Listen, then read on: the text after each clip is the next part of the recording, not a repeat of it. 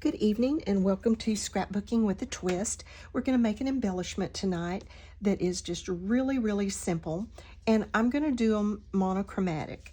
That way, if you want to make up embellishments and put them in your embellishment stash, you can do that, and then when you make a layout using that color, you have an embellishment ready to go. So I'll bring these back at the end and talk a little bit about each one of them, but we're going to put one together right now. So first thing, oh sorry, I just bumped everything. The first thing I want to do is to tell you all of the different tools that I used.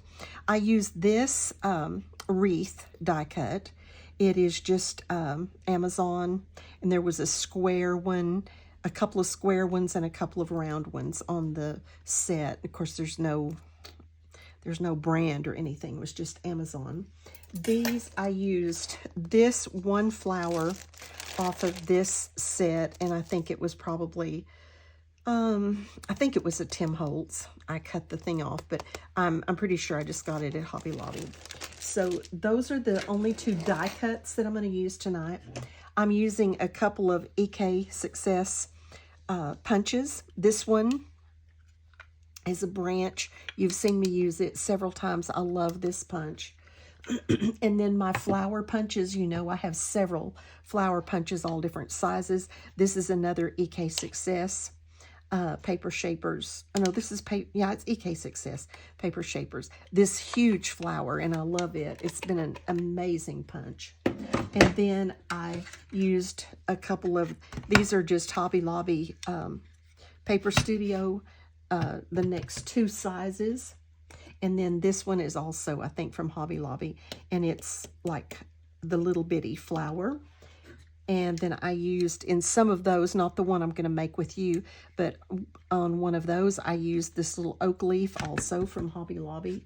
And then I use this little 1-inch punch, and I'll show you, circular punch. I'll show you what I do with that. So let me clear these out of the way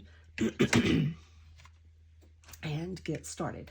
Everything is made with just scraps tonight. I'm going to show you what I did here a while back. I had a bunch of 4x6 paper stacks, and I just never used them. They were in a tub, and I would forget to get them out. And so recently, I just tore them apart, and I put them in with my scraps. And so you can see, this was a 4x6. I think this was a 4x6. No, this was just a scrap. This was a 4x6. This was a 4x6. This was not. This is a piece of cardstock pattern paper that wasn't. And this was a 4x6. So many of the things that I used or everything that I used was scraps, but many of them were these 4x6s that I had been failing to use, and they were just taking up room, and I wasn't using them. And so I mixed them in with my scraps, and now I've been using them. I've been using them a lot. So I'm going to get all of our pieces out here, and we're going to make, this is just a really simple but versatile embellishment that we're going to make tonight. So we're going to start, we have our wreath. I just punched it out of some scrap. This is kind of a coral. I made this embellishment for our swap in the orange. We had an orange swap, and I made it in the orange, but this one is kind of a coral. I really like it. I use this color quite a bit. So I'm going to do the one tonight in this coral. And I don't, in my distress inks, I really didn't have an ink that was the right color. This is cranberry in my Close to My Heart inks. So it worked real well for this. And so I'm going to ink these pieces. They just look so much more tailored and so much more finished if they're inked. I ink nearly everything. And so very quickly, while I'm inking these, I will do the twist. The twist tonight comes from Luke, chapter 12, verses 13 through 21, actually, but mostly just 13 and 14. And Jesus was teaching, and a large crowd was gathering. And he had been teaching, I think, about hypocrisy or something, but this large crowd was gathering. And out of this crowd, this person calls out, "Teacher, teacher, tell my brother to divide our father's estate with me." And Jesus' reply, this is Luke, I'm paraphrasing, of course. This is Luke chapter 12, verse 13 and 14. And Jesus says, "Well, who am I to decide, to judge such a matter as that, between y'all?" But he goes on, and the part that I really want to dwell on tonight, he says, "Friend, who made me judge over you to decide such things as that?" Then he said, and this is the part I want, "Beware, guard against every kind of greed. Life is not measured by how much you own." That's a pretty important concept and an amazing verse of Scripture. Beware. Jesus saying, beware, watch out. This is bad stuff. Beware that greed doesn't overtake you, because life isn't measured by what you own. Then he went on to teach this parable about the rich fool, and I'm not going to get into that. That's verses, I think, 15 through 21 of chapter 12, Luke chapter 12. But he goes on to teach this parable based on that concept. But money and wealth and things have caused so much damage. It tears marriages apart. It tears families apart. How often have you heard about, siblings getting angry with each other and never speaking to each other again over, inheritance from their parents or something like that, or cheating over it, just terrible things. So wealth and things and money can be so damaging. The Scripture actually tells us that the love of money is the root of evil. And so just the bottom line is that everything that we have is really God's anyway. He just loaned it to us. He's just letting us use it. And so we need to realize, just as Jesus said in this Scripture, true wealth is not earthly riches. True wealth is a rich relationship with God.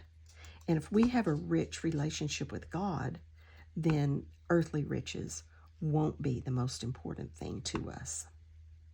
So that was just our thought for tonight. All right, I just about have these done. This one's very light. It has this coral in it, but it's kind of hard. It's very light, but I needed a good contrast with that one. So some of these, like this, is a white core paper, so it really needs to be touched with this ink. This one also, even though I don't get all the way down in there, at least those petals, the ends of those petals, you don't see that white core so much. I love inking. Even when inking is kind of out of style or whatever you want to, I still ink. I just think it enriches a layout. Okay, I think that is all of that. So the first thing, and I told you I would tell you what I use that 1-inch punch for. I like to put something under where I'm going to build my embellishment. And this just gives us a base to build on. So I'm going to just glue that little 1-inch circle right there. The next thing I want to do is I want to curl these petals. You can use this is my punch, my little paper punch thing. You can use something like that if it's round to curl those petals up. You can just use your fingernails, anything, just to give those petals some life so that they're not flat. Then we're just going to start building. This embellishment is very similar to one that I did not too terribly long ago, and I have a video on my channel that was a square frame that was like this, with a few layers.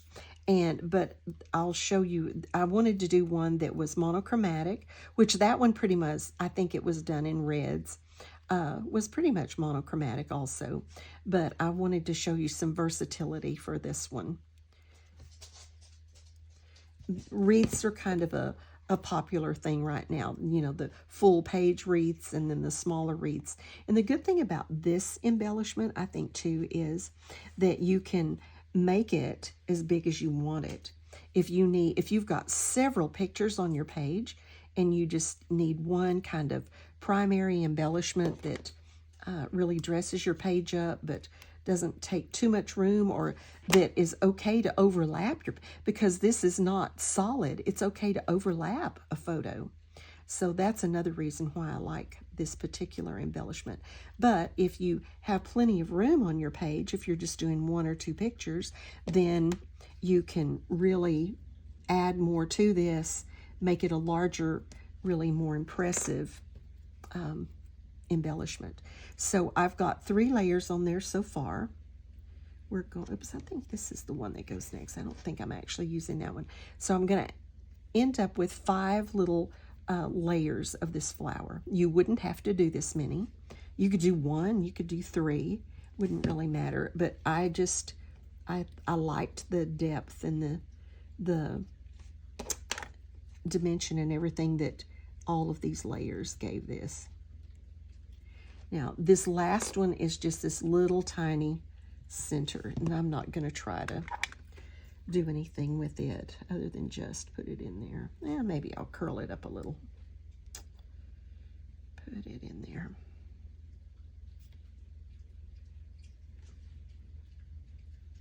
And a jewel or a tiny enamel dot would look really good in there on that.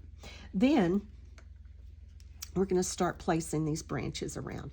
You could do so much with this embellishment. You could do hearts and flowers if you wanted it to be for Valentine's.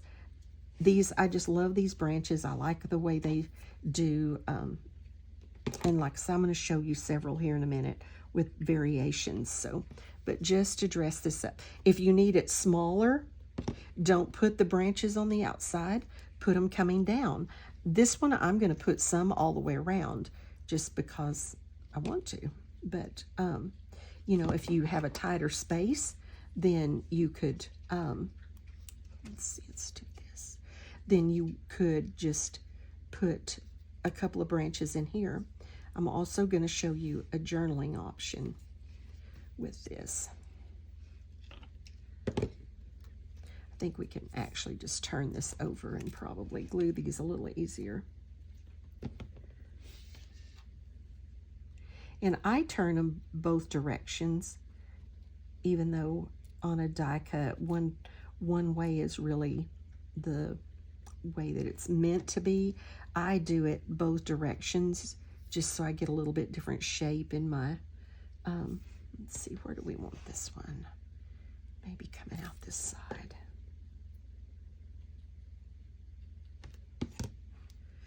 So very, very simple, but can be made into something that really dresses up your page.